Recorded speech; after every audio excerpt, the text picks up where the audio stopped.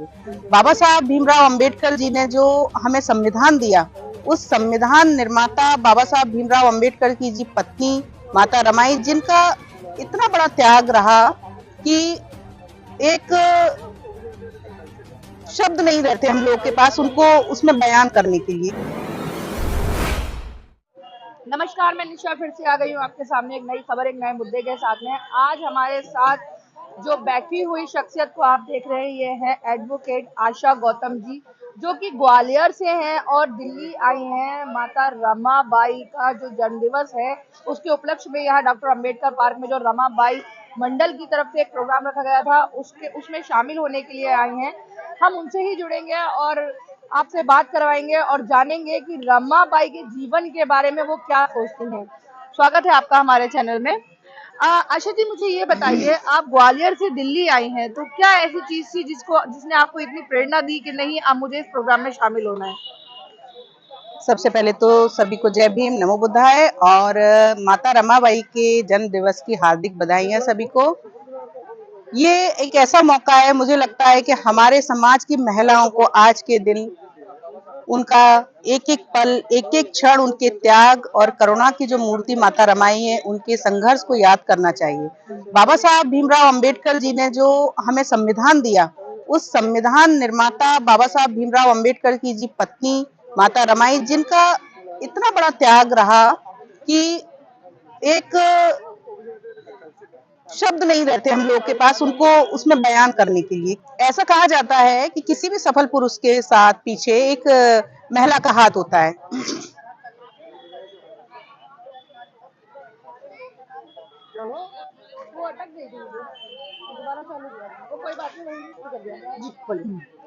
ऐसा कहा जाता है कि कोई किसी भी सफल पुरुष के साथ में, किसी भी सफल पुरुष को कामयाब करने में एक महिला का सपोर्ट होता है, उसके पीछे रहती है वो बला। लेकिन मेरा मानना यह है कि बाबा साहब के पीछे कभी नहीं रही माता रमाई, हर कदम से कदम और छाया बन के उनके साथ रही। बाबा साहब ने एक बुक लिखी थी, थॉट ऑन पाकिस्तान, जो माता रमाई को भी समर्पित किया था उन्होंने, और उसी में कहा था, मेरे भीम से भीमराव अंबेडकर बनने की कहानी में और संघर्ष में माता रमाई हर पल मेरे साथ रही। उनका संघर्ष मैं कभी भुला नहीं सकता हूँ और इतनी महान थी। तो मुझे लगता है कि आज जो हम हैं, खासतौर पे हमें अपने आप को अप्रिशिएट करना चाहिए। माता रमाई ने हमारे लिए बलिदान दिए, वो हमेशा बाबा साहब के साथ कंधे से कंधा मिला के चलती रही।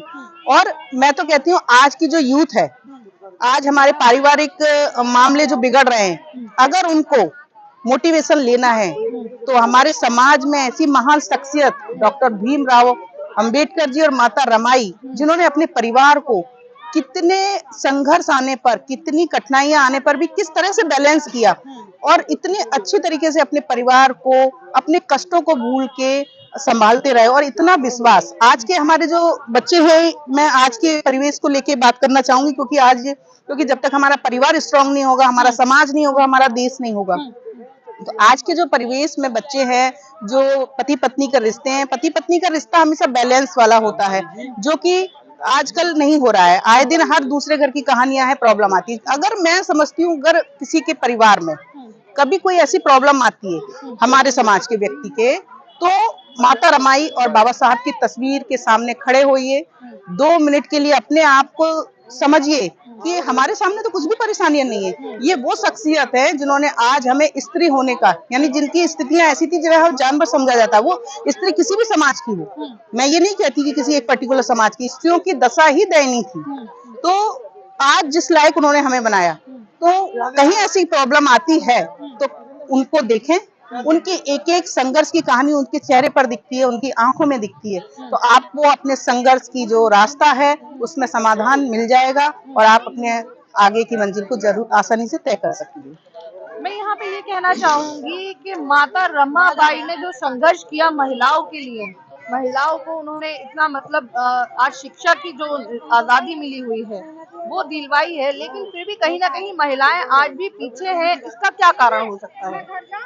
बहुत अच्छा क्वेश्चन है और दुखद भी है, क्योंकि ये वास्तव में सही बात है।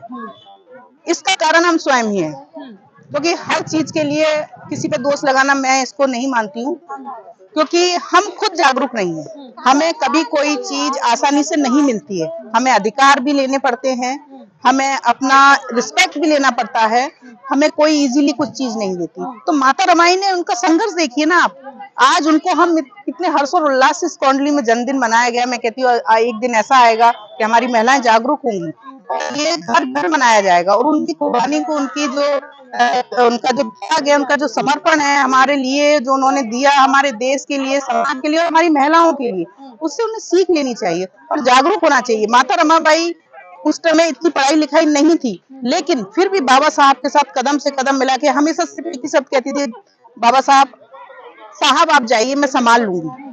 तो उनका जो इकोनॉमिक था इतना परफेक्ट था कि वो अपना घर कैसे मैनेज करती थी और अपने बच्चों को कैसे संभालती थी, पर वो जागरूक थी। महान तालाब का जब बात आती है तो वो उसमें सहयोग करना चाहती थी, पर उन्होंने सहयोग किस तरीके से किया, उन्होंने जो महार तालाब के क्रांतिकारी जो भी थे, जो उन्होंने उसमें पार्टिसिपेट किया था, उन सब के लिए खाना बनाया।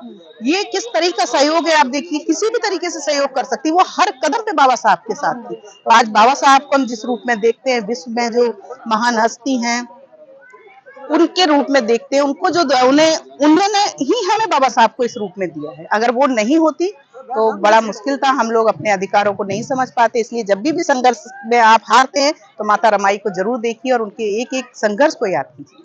मेरा आखिरी सवाल आपसे ये रहेगा कि आप जो आज माता रमाबाई का जन्म दिवस है, इस मौके पर आप हमारी जो महिला साथी हैं, उनको कोई संदेश देना चाहेंगी?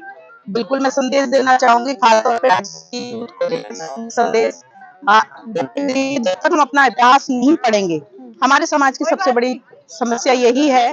समस्या क्या, जागरूकता की कमी कह सकती हूँ मैं, कि वो पढ़ते नहीं है, समझते नहीं है। आज ये जो प्रोग्राम ऑर्गेनाइज किया गया है, ये बहुत अच्छा प्रोग्राम है, और ये जो मीना जी हैं, जो सावित्री बाई महिला मंडल है, इनका बहुत अच्छा वर्क कर रहा है और घर घर में पहुंच रही है ये जागृति, और इस जागृति को पहुंचाने के लिए मैं सबको बहुत बहुत धन्यवाद करती हूँ।